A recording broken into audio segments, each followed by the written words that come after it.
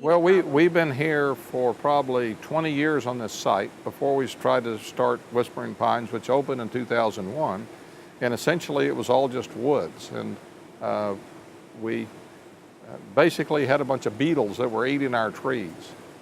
Okay, pine bark beetles are a menace here in East Texas. And so we decided that we were going to go harvest the trees. And in the process of harvesting the trees, we'd go build a golf course.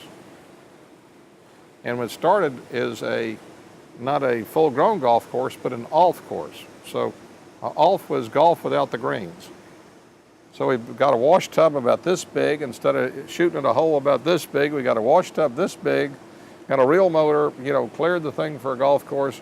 We built the Austin Country Club. I was the developer of the Austin Country Club with Pete Dye, so I'd built a full-grown course before, so I had some idea what to do. So I routed in this golf course while we were clearing these trees, and we made a big mistake.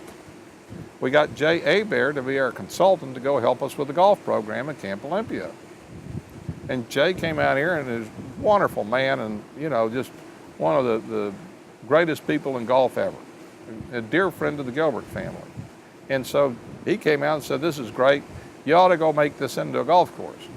So we built a few holes and we liked it, and then we built a few more, and then we finally outreached our irrigation system from camp. So we said, well, if you're going to build a big golf course out here, why would you build a golf course in the middle of nowhere?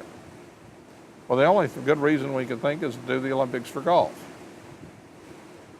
and set this up for charity. So really, that was the inspiration for doing this, is say, well, what does golf is lacking? The only thing that I could think, there's a tournament every weekend somewhere. So the only thing that lacks from my perspective was the Olympics. And Chris and I were both amateur athletes. We never really became pros. And so the idea of amateur athletes is something that I guess we really cottoned to and felt that it would be an additive element to the game of golf. If you use golf for charity, it raises more money than football, baseball, basketball combined. So it really has been more a philanthropic way to do that than any other of the other sports. So I don't mean to degrade any of the sports, but golf gives away $1 billion a year.